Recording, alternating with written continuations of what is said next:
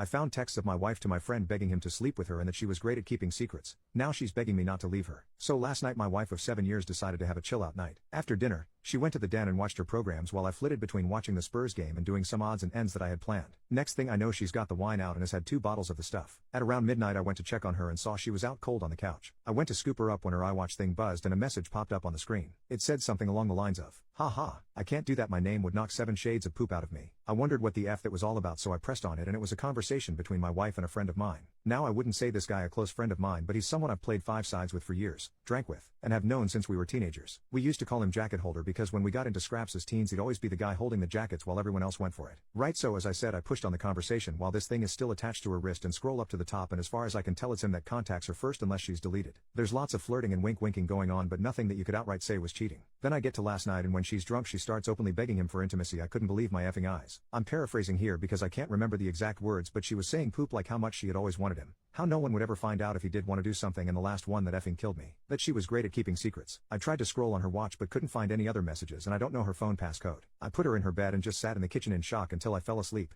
then got up for work about 5:30. When I went to get in my work van I just slunk down on the wheel and realized I couldn't face it, so I went back in the house, grabbed a half-drunk bottle of vodka, filled to the top with Coke, and went on a walk down the railway line. We live beside a lot of woodland and a disused railway line that goes for miles, and I've walked about half the length of it. I'm sitting under a railway bridge like a effing troll right now, just seething at the whole thing. You'd probably think there's a fire going from about a mile away due to the steam coming out of my ears. So what do? I don't want to speak to her. I can't even bear to look at her after reading that poop. It was like a dagger through my heart. I just feel like every morsel of love I had for her has evaporated into thin air after reading her begging like that. Effing yuck. I honestly want to ghost her, man. If I could I would never speak to her again. The whole "I'm great at keeping secrets" was the thing that really got me though. Like, who even are you? It reeks, but it's a case of how far down the rabbit hole do I want to go? I don't care if I'm being honest, I'm just done. I've never felt so betrayed and disgusted in all my life. The thing is, I've invested so much in her, not just as a partner, but as a person. I loved her so much and thought her personality, and by extension my personality, reflected that of good people. To realize she's a backstabbing snake makes me feel like a snake. I feel like a worse person than I was yesterday. The only way I can describe it is for someone you looked up to, took advice and life lessons from, to suddenly find out they were a pedo or a rapist or just a downright creep. Your entire perception of yourself and who you are would be shattered, because you've took on board what they've said and invested time into a creep. God, I'm rambling nonsense, I apologize. I'm lucky in that our house is owned by my parents, who 6 years ago moved to a retirement village, and we moved in.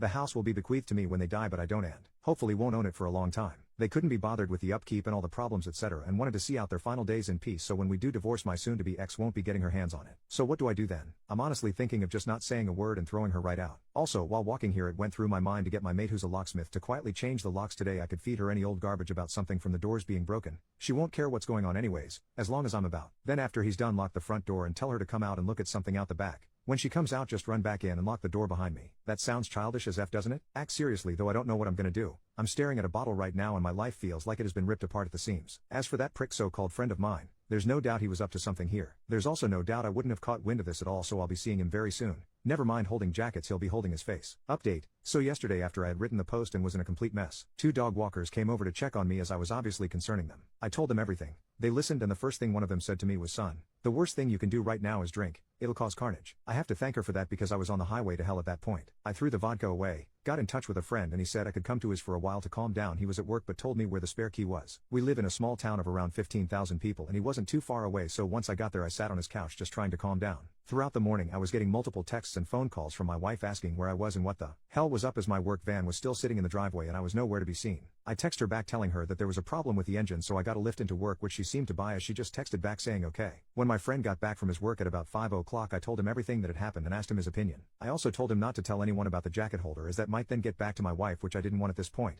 I would deal with him later. By that I mean I'll expose what a little rat he is. Knocking F out of him doesn't help me at all as of now. As an aside to the people saying he did nothing wrong, he messaged my wife first. He was being extremely flirty. What the F is he even playing at messaging my wife for in the first place? He only knows her in passing, from afar. Look, I've got no problem with 2 adults conversing with each other, but they hardly knew each other and it was flirty from the start as far as I could tell. I think they've seen each other while out and about and it's gotten flirty then. So my friend convinced me to try and keep a low profile and see what I could dig up, but at the same time speak to a lawyer and get the ball rolling in terms of finding out my options, which I have done today. He took me home at about 6 o'clock and I was honestly dead on my feet by that point. I think the adrenaline pumping the entire day and then suddenly stopping knocks it right out of you, so I was extremely tired when I got home. The second I walked through the door I knew something was up, as my wife was on me right away asking me all sorts of questions about work. I asked her why does she even care? She said that I'd left my big flask and my lunch bag in the front passenger side seat and something's been up today. She could feel it. I was about to lie, but I was just too tired. I couldn't be bothered putting any sort of charade up, so I just said, yeah, there is something up. That when I was putting her drunk arse to bed last night, a message came up on her iWatch, which I read, and all the other ones, and that she was a effing disgusting cheat that I wanted nothing more to do with. Her demeanor went from an arms-crossed person in power to a scared little girl within about a second. Good at keeping secrets, eh? Begging that little rat for intimacy, eh? Yep, read it all. She started sobbing and I just walked away and upstairs into the shower. When I got out, she was sitting on the top stairs crying still, and the excuses started right away. How she was drunk, vulnerable, had never done anything like that before. How he had messaged her first and it didn't mean anything. She was never going to go through with it. Pretty much everything that everyone on here was saying she would say. Like she had the playbook out. The only thing she didn't do was try and blame me. She probably knew I would have thrown her right out the door if she had tried that poop. I told her that I wanted a divorce and her out of the house within a month. Also told her that she was moving to the spare room. I've been pretty much ignoring her ever since, just scowling at her and shaking my head when she starts waffling nonsense. I don't want to hear it. She slept in the spare room last night and I haven't spoken to or texted with her at all today. If I'm lucky, maybe she'll be gone when I get back from work, but my luck is not that good, I suppose. On getting her out though, I was telling my parents what was happening and my mother was adamant I wasn't throwing her out onto the streets. She and my mother are close and always have been. We have been together 11 years in December. My mother was saying she made a mistake and that we should sort it out like adults, that we've been through too much together, and that she didn't actually do anything, it was just words. She completely took her side over mine. Couldn't believe it. I managed to get myself an appointment with a divorce lawyer for next week, so I'll be going to that to discuss my options. Until then, I'm just gonna ignore my soon-to-be ex-wife, I guess. I know she's probably not gonna admit anything else now. I'll never know if she was a really good liar or she was just talking poop to him to get him on side with her for an affair. Update 2. It's now been 20 days since I found out my wife was trying to cheat on me with my friend and the situation has become hellish. I gave her a month to get out and she's been sleeping in the spare room, but it's clear now she doesn't have any intention of going after she got in the ear of my mother. She doesn't have anywhere to go at any rate, but that's not my problem. I've seen my divorce lawyer multiple times, and am now in the process of drawing up a divorce petition and having my wife serve divorce papers. I've also opened my own bank account and taken 50% of the balance from our shared account. The atmosphere around the house has been weird to say the least. The living room has turned into a no man's land that no one frequents as we both spend the majority of our time in our rooms. I've also intentionally been working late a lot so I don't have to interact with her much. I had been completely ignoring her, but after reading about the 180, have started implementing that and been civil if a little cold towards her. I'm so glad I did this as I was beginning to feel like a monster refusing to acknowledge her existence. It was not the right way to behave and I ended up feeling like the one who had wronged her, rather than the other way about. The only time I broke from the 180 was when I walked into the bathroom last week and she was sitting on the floor by the bath crying. I helped her up and instinctively gave her a hug, though it was more of a there type hug than one with much love attached to it. The sad thing is that I'm so suspicious of her now that I wouldn't put it past her to be waiting on me coming in so she could put on a performance. The thing is that probably isn't even true, but this is the sort of poop that's going through my head in this environment. It's just toxic. She's been crowing about how she'll do anything and everything to save this marriage. Anything to prove to me that it was just a silly mistake, so I brought up a lie detector test. I don't plan on ever getting one done.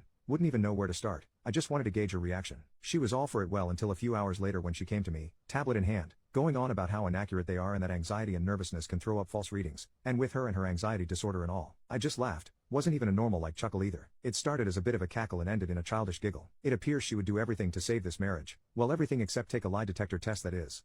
It doesn't even matter anyway. I meant what I said in my op. Every morsel of love I had for her dissipated into the atmosphere after I read her say those horrible things. I don't see her as my true love anymore, the person I could tell anything to and would trust with my life. I just see trash. Trash that needs taken out before it stinks the place up. Jacket holder has been the talk of the town since I exposed him to our friend group a few weeks back. It's safe to say he has no friends left among us, and has been completely ostracized. I tried phoning him a few times but he refused to answer, then blocked my number. F that little rat, I hope it was worth it. I've spoken to my mother multiple times about this and during a heated argument asked her why she was taking my wife's side. Like, was there something she wasn't telling me here? What was she expecting? Us to live like roommates? Go on like nothing happened? It's ridiculous. She said she has always seen my wife as the daughter she never had but always wanted. My mother had a stillborn daughter before I was born and it has haunted her. So she latched onto my wife and has done since we got together. As I said previously, they have a close bond. The fact my wife doesn't have any family and only a few friends who have their own busy lives and families means if I threw her out she would be all alone, and my mom thinks that's unacceptable, especially during a pandemic. She tried to get me to come to a compromise, saying that in 3 or 4 months we can look at it again and see where we are mentally, and is pushing me to try couples counseling before I throw in the towel. I'm not doing that. The thought of being in the same house as my wife over Christmas makes me feel ill. She'll want to do it right as she does every year and it will be a complete poop show. My dad, God love him, has never been much of a talker. Never up nor down, just always there. He's a quiet, proud but timid man, and my mother's word has always been the one that matters in our house. People on here have been telling me that I'm selfish and spoiled because it's not my house and I have no right to make demands, but it's now a case of my wife or me for my parents. If worse comes to worse, then I'm ready to walk out the door and never come back. F this house.